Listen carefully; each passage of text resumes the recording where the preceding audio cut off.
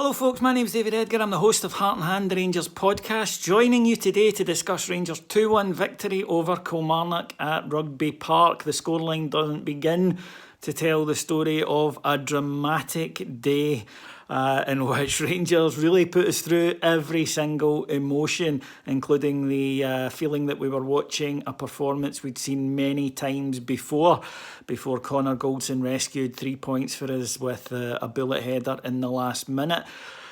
It's a big one today for Rangers. Yes, it's just a 2-1 victory, and yes, it's just the first day of the season, and in all honesty, we didn't play particularly well for large parts of the match, but you don't need to look far to realise that in games like that previously, Rangers drew or lost. It was that simple. And today we flipped the script slightly. We need to build on that. We need to take the confidence from it. But the psychology of this result will be huge for the squad, because had we not dug that out, had we not got 3 points, you can imagine the reaction from the Rangers support. I think a lot of us were already feeling bloody frustrated at witnessing yet again the same old. And for us to come out of it is a platform to build on. But my goodness, did we have to be put through the emotional ringer to get there? Rangers started off with a team of Wes Foderingham for the suspended Alan McGregor. The back four was Tav, Connor Goldson, Nico Katic, and both of them would play crucial roles in the match, of course. And Borna Barisic at left back, midfield of Davis, Jack and Joe Aribo, and up front Ojo, Alfie and Scott Arfield played. And it was Scott Arfield who got the first goal, 16 minutes on the clock, when he reacted best to a header from Nico Katic from a James Tavernier corner. The keeper saved it. There was Scott Arfield to not just bundle the ball over the line. I felt he had to take a touch and then lift it over bodies on the line, and he did so. I thought it was a really, really nice finish from Scott Arfield. And Rangers controlled the first half. Kilmarnock didn't play with the intensity that we became accustomed to under Steve Clarke.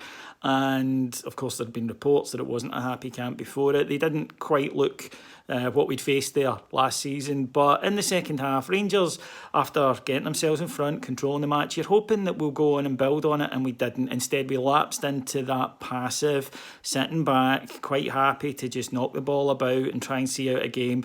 Every single Rangers fan, be they in the ground or watching on TV, was shouting, "Don't do this, we're not good at this." And you kind of felt a killie goal was coming. They worked hard, the credit to them. They got back into the match, and they should have been one each when Eamon Brophy missed a sitter.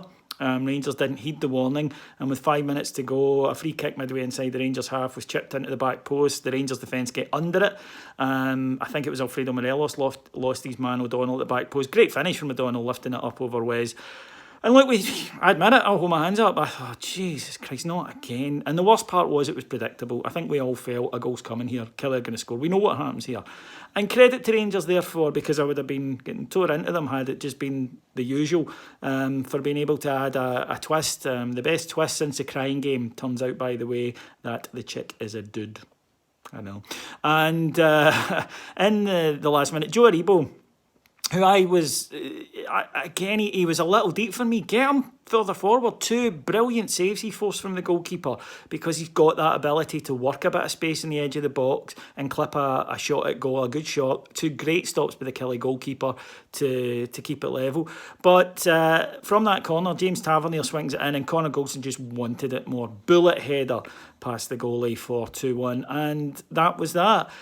It's not all roses at this point. We've got to be honest. Certain players I thought didn't contribute very much. Scott Arfield Barry's goal was very quiet. Looks a little tired to me after his exertions with Canada in this summer's Gold Cup. Shea Ojo wasn't involved at all in the match. It passed him by. And I still worry about the gaffer making substitutions a wee bit too late. Jordan Jones, I thought when he came on, looked dangerous. The thing about Jones is he will run into defenders a lot, but he gets them on the back foot. He stops them pouring forward. He gets them thinking about us, and we didn't do that enough in the second half. But we won. And that really is all that matters today. That ground's been an absolute graveyard for us for 18 months. And to go there and come away with the 3 points in the style that we did, we'll give everyone a boost. But the players need to use it as a platform. They've got to build on it.